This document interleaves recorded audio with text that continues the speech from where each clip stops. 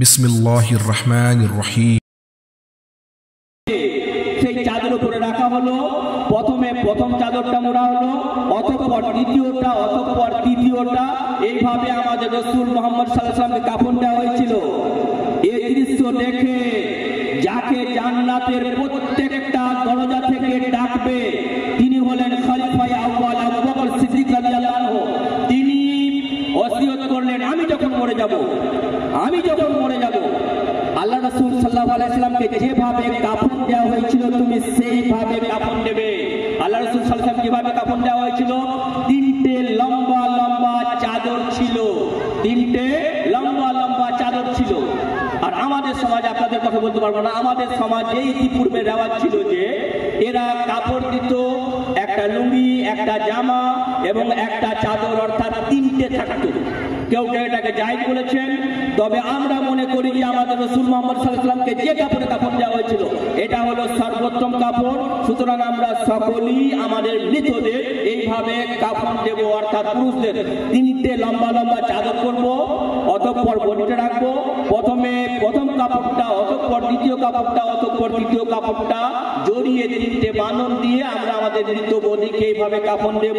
আল্লাহ রাসূল সাল্লাল্লাহু আলাইহি ওয়াসাল্লাম এইভাবে কাফন দেওয়া হয়েছিল, আবু বকর সিদ্দিক রাদিয়াল্লাহু আনহু এইভাবে কাফন দেওয়া হয়েছিল। কোথায় আমি বললাম? সহিহ বুখারীতে হাদিস নাম্বার 1264-তে। এই হাদিসে ভালো করে লক্ষ্য রাখলে দেখা যাবে যে পুরুষ এবং মহিলার কাফনের ব্যাপারে কোনো ফারাক নেই। আল্লামা আলবানী রাহিমাহুল্লাহ তার রচিত গ্রন্থ আহকামুল জানায়েজ পৃষ্ঠা নম্বর 84 এই পৃষ্ঠাটি উল্লেখ করেন যে লা ফারকা বাইনা কাফনিল মারআতি ওয়া রাজুল কামা লা ফারকা বাইনা সালাতিল মারআতি ওয়া রাজুল। পুরুষ এবং মহিলার নামাজের মধ্যে যেমন কোনো পার্থক্য নাই, তেমনি পুরুষ এবং মহিলার কাপড়ের মধ্যে, কাফন দেওয়ার মধ্যে কোনো পার্থক্য নাই। আমরা যে আমাদের মহিলাদের 5 কাপড়ে কাফন দিই, কি কি থাকে কাফনে? আল ইজারু ওয়াল কামিসু ওয়াল খিমারু ওয়াল লিফাফাতাইন। মহিলাদেরকে আমরা 5 কাপড়ে কাফন দিই। একটা লুঙ্গি থাকে, একটা জামা থাকে, একটা উড়না থাকে, আর দুটো লম্বা লম্বা চাদর থাকে। এই হাদিসটা আপনি কোথায় পাবেন? সুনানে আবু দাউদ হাদিস নাম্বার 3157। যাদের কাছে বাংলা হাদিস অ্যাপ আছে, এখানে আপনি দেখবেন যে ওপরে লাল রঙের হাদিসটাকে জায়েজ লেখা আছে। এই হাদিসে আল্লাহ রাসূল সাল্লাল্লাহু আলাইহি সাল্লাম লাইলা বিনতে কায়েফকে তিনি বললেন যে আমার পিটি মারা গেছে উম্মে কুলসুম রাদিয়াল্লাহু আনহা, তাকে তুমি গোসল দাও। তিনি যখন গোসল দিচ্ছিলেন আল্লাহ রাসূল সাল্লাল্লাহু আলাইহি সাল্লাম তাকে 5টা কাপড় দিলেন এবং বললেন তুমি কাপড় দাও। এই হাদিসটাকে জয়ীফ বলা হয়েছে। জয়ীফ বলা হলেও অনেক মুহাদ্দিসরা উল্লেখ করেছেন যে এর উপরে এটা আমলের যোগ্য, সুতরাং আমল করা যেতে পারে। তাহলে এখন আমরা কি সিদ্ধান্ত এলাম? মহিলাদের 5 কাপড়ে কাফন দেওয়া যায়। ফিকহুল হাদিসে আল্লামা ইমরান আইয়ুব লাহিরি কথা উল্লেখ করেছেন। তেমনি পুরুষদের 3 কাপড় অর্থাৎ লুঙ্গি, জামা এবং চাদরে কাফন দেওয়া বৈধ।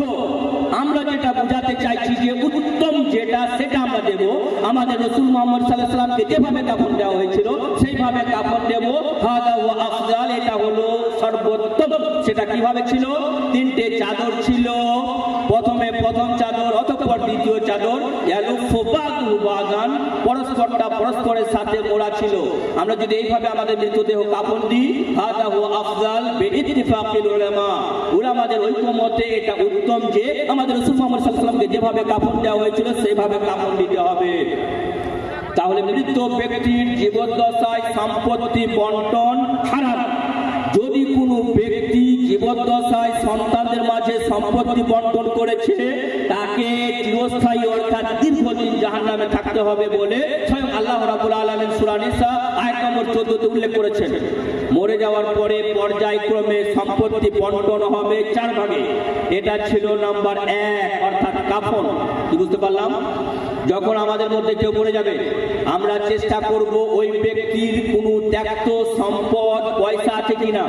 যদি ত্যাক্ত সম্পদ থাকে সেই থেকে নিয়ে তার কাফন দেব। দেব, এটা হলো শরীয়ত। নাম্বার 2, আনতুকদা দুনুহু, তার ঋণ পরিশোধ করতে হবে, তার ঋণ পরিশোধ করতে হবে। ঠিক কেমন ঋণ পরিশোধ করতে হবে?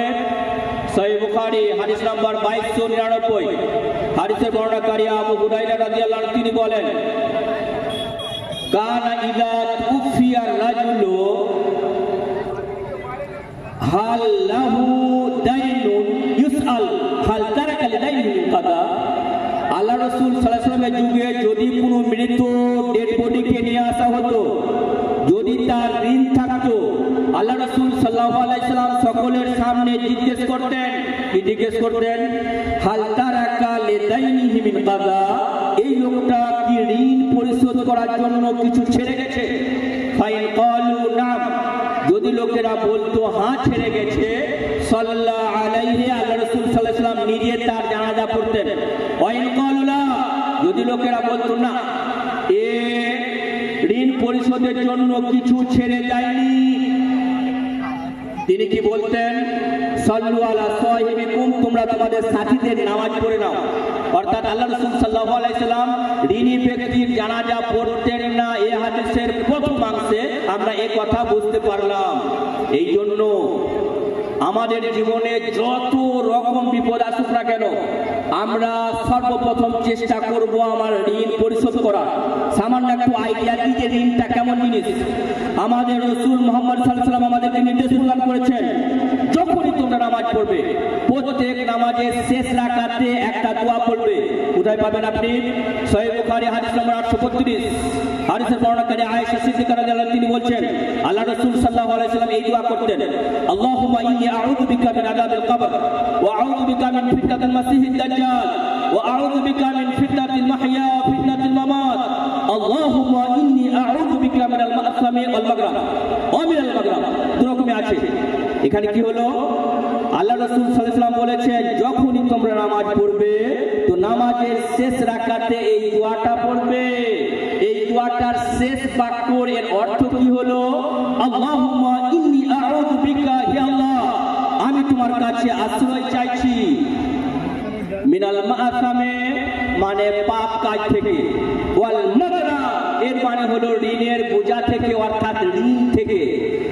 বুদ্ধিমান মানুষরা সামান্য একটু আইডিয়া নেন তো যে ঋণ জিনিসটা এমন কি মারাত্মক জিনিস। আমাদের রাসূল মুহাম্মদ সাল্লাল্লাহু আলাইহি ওয়াসাল্লাম বলেছেন, যখনই নামাজ পড়বে প্রত্যেক নামাজের শেষ রাকাতে এই দোয়াটা পড়বে। ক্বালা লাহু কাইলুন, তাকে একজন ব্যক্তি বললেন, ইয়া রাসূলুল্লাহ আকসারা মা তাস্তাইযু মিনাল মাগরাম, আপনি কেন এত বেশি ঋণ থেকে আশ্রয় চাইছেন? ক্বালা, তিনি বলেন, ইন্না রাজুলা ইযা গারিমা হাদাসা ফাকাদা, যখন কোনো ব্যক্তি ঋণী হয়ে যায় তখন সে কথা বলে তো মিথ্যা কথা বলে, অটোমেটিক মিথ্যার আশ্রয় নিতে হয়।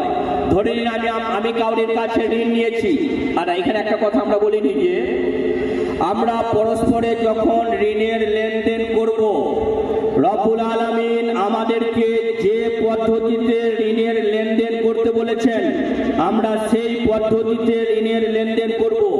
সূরা বাকারা আয়াত নম্বর 282, আল্লামা ইবনে কাসির রাহিমাহুল্লাহ বলেন, আতওয়ালু আয়াতিন ফিল কুরআনিল আযীম, কুরআনুল আযীম, কুরআনুল কারীমে যত আয়াত আছে এই আয়াতসমূহের মধ্যে সর্বাধিক লম্বা আয়াত হলো সূরা বাকারা আয়াত নম্বর 282।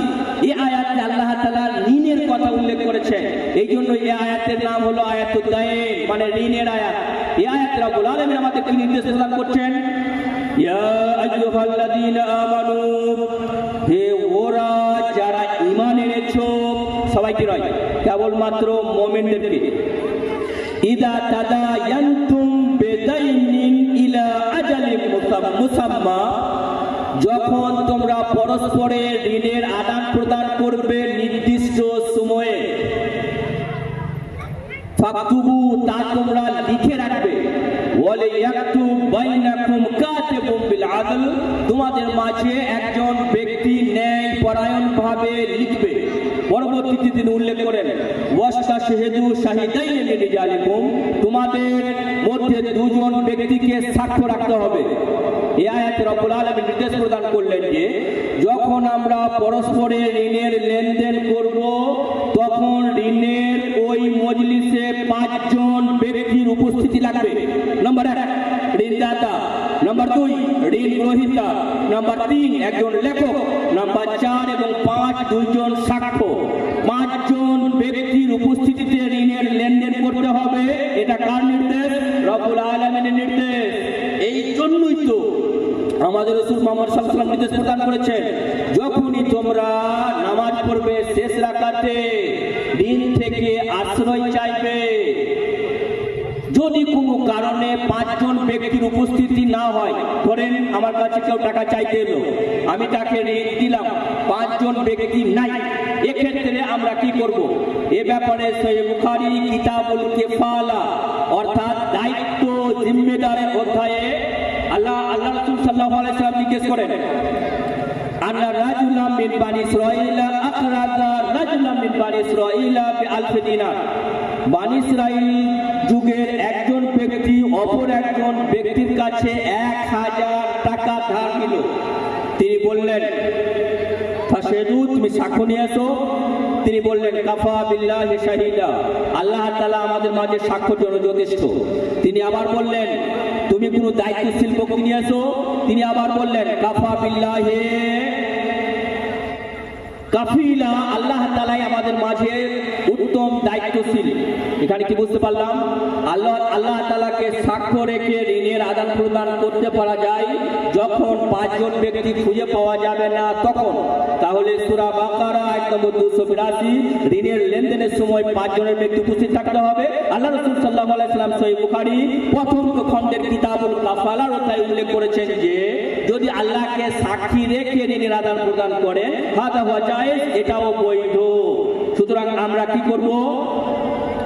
ঋণের যে শরীয়তের নিয়মাবলী বলা হয়েছে সেই নিয়ম আমরা ফলো করব।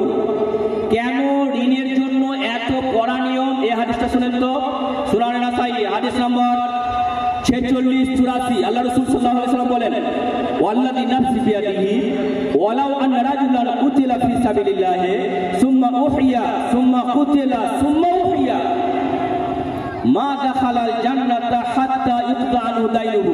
কি বলছেন আমাদের রাসূল মুহাম্মদ সাল্লাল্লাহু আলাইহি ওয়াসাল্লাম? ওই সত্তার শপথ যে সত্তার হাতে আমার প্রাণ, ওয়ালাউ আন্না রাজুলান কুতিলা ফি সাবিলিল্লাহি, যদি কোনো ব্যক্তিকে আল্লাহর রাস্তায় হত্যা করা হয়, সুম্মা উহিয়া আবার তাকে জীবিত করা হয়, সুম্মা উহিয়া আবার তাকে হত্যা করা হয়। আপনারা জানেন যারা আল্লাহর রাস্তায় শহীদ হয় তাদের কত বড় ফজিলত। আল্লাহ তাআলা সূরা বাকারা আয়াত নম্বর 154 তে উল্লেখ করেন, ওয়ালা তাকুলু লিমান ইউকতালু ফি সাবিলিল্লাহি আমওয়াত, তোমরা বলো না ওদেরকে মৃত যারা আল্লাহর রাস্তায় শহীদ হয়েছে, বাল আহইয়া, বরং ওরা জীবিত, ওয়ালাকিন লা তাশউরুন, কিন্তু তোমরা অনুভব করতে পারো না। আল্লাহর রাস্তায় যারা শহীদ হয় তাদের এত বড় মর্যাদা, স্বয়ং আল্লাহ রাব্বুল আলামিন ওই লোকটাকে মৃত বলতে নিষেধ করছেন, বরং তিনি জীবিত। সহিহ বুখারীতে এর ব্যাখ্যা, সহিহ মুসলিমের ব্যাখ্যা কি আছে? ইন্না আরওয়াহা শুহাদা'i তাসরাহনা ফিল জান্নাতি হাইসু শিত, শহীদের রূহগুলো জান্নাতের একটা সবুজ রঙের পাখিতে ভরে দেওয়া হয়। জান্নাতে যে কোনো সময় যে কোনো জান্নাতে তারা ঘুরে বেড়াতে পারে, তাদের জন্য কোনো বাধা নিষেধ নেই। একজন ব্যক্তি শহীদ হয়েছে তার এত বড় সম্মান। আর এই হাদিসে আল্লাহ রাসূল সাল্লাল্লাহু আলাইহি ওয়াসাল্লাম বলেন, ওয়ালাউ আন্না রাজুলান কুতিলা ফি সাবিলিল্লাহি, যদি কোনো ব্যক্তি আল্লাহর রাস্তায় শহীদ হয়, সুম্মা উহিয়া অতঃপর তাকে জীবিত করা হয়, সুম্মা কুতিলা অতঃপর তাকে আবার শহীদ করা হয়, সুম্মা উহিয়া অতঃপর তাকে আবার জীবিত করা হয়, মা দাখালাল জান্নাতা, ওই লোকটা জান্নাতে যাবে না, হাত্তা ইউকদা আনহু দাইনুহু, যতক্ষণ না তার ঋণ পরিশোধ হবে। বুঝতে পারলাম? ঋণ আছে অর্থাৎ আমার নসিবে জান্নাত নাই। কেন বলেন তো? এটা হলো হুকুকুল ইবাদ, বান্দার হক। আমি সেই বান্দা মাফ না করলে রব্বুল আলামিন আমাকে মাফ করবেন না। এই জন্য আমরা যারা ঋণী সব কাজ বাদ দিয়ে প্রথমে ঋণ পরিশোধ করি। এই জন্য আমাদের রাসূল মুহাম্মদ সাল্লাল্লাহু আলাইহি ওয়াসাল্লাম বলেন, যদি কোনো ব্যক্তি মান আখাযা আমওয়ালান নাস ইউরিদু ইতলাফাহা আতলাফাহুল্লাহ, যদি কোনো ব্যক্তি কারোর কাছে ঋণ নেয় আর তার ইচ্ছা জানে পরিশোধ করবো না, আল্লাহ তাআলা ওই লোকটাকে ধ্বংস করবেন। কি বুঝতে পারলাম?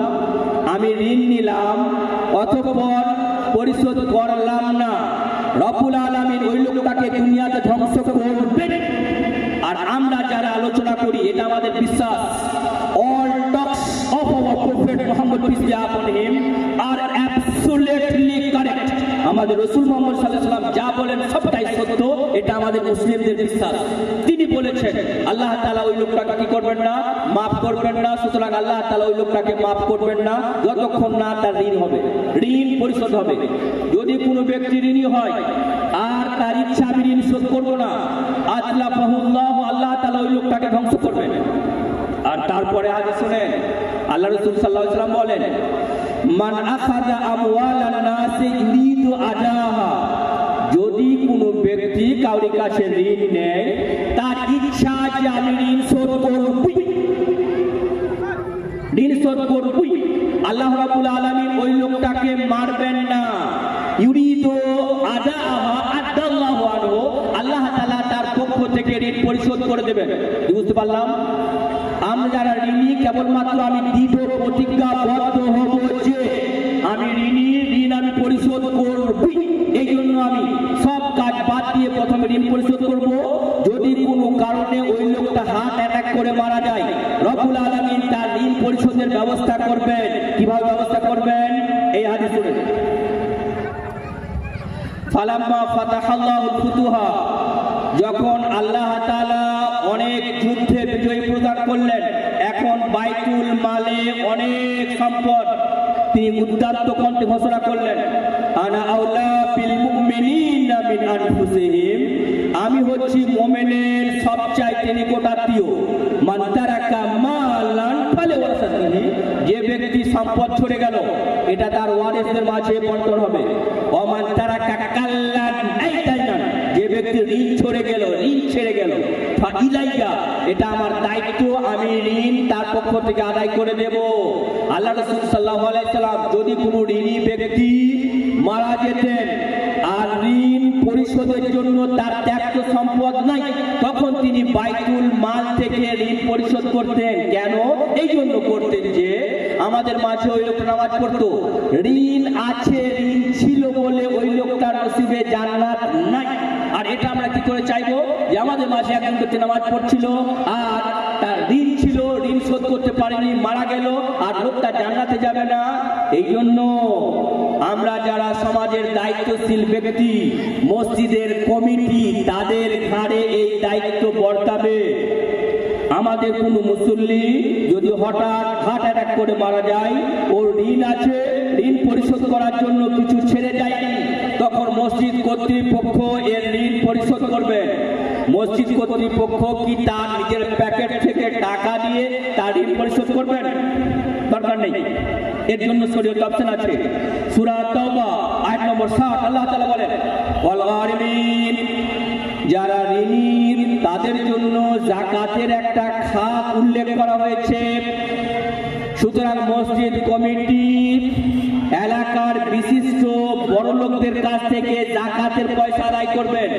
অতঃপর যে ব্যক্তি ঋণ পরিশোধ করতে পারেনি, মারা গেছেন, তার ত্যাক্ত সম্পদ নাই, তার ঋণ পরিশোধ করবেন। এটা মসজিদ কমিটির দায়িত্ব বর্তায়। আল্লাহ রাসূল সাল্লাল্লাহু আলাইহি ওয়াসাল্লাম নেন সেই দায়িত্ব সমাজের যারা কর্তব্য দায়িত্বশীল ব্যক্তি আছেন তাদের ঘাড়ে এই জিনিসটা বর্তাবে। আজ একটু সরে সরে আসতে বলছি ভাই, একটু সরে সরে আসেন, ওদিকে সব লোক দাঁড়িয়ে আছে, বসা হচ্ছে না। সামনে আসি, জায়গা অনেক ফাঁকা আছে তো, একটু সামনে আসি ভাই, সামনে আসি। আমরা হলাম মুসলমান, সামি'না ওয়া আতা'না, আমরা শুনি আর মানি। আমাদেরকে কোরআন হাদিসের কথা বলা হলে আমরা শুনি আর মানি, অন্য জাতির মতো আমরা নয়। এই জন্য একটু আগে আসি ভাই, আগে আসি। যারা পিছনে আছে বুঝতে পারছেন না, আমরা একটু আগে আসি। তাহলে ভাই মুসলিম কি বুঝতে পারলাম? যাদের কাজ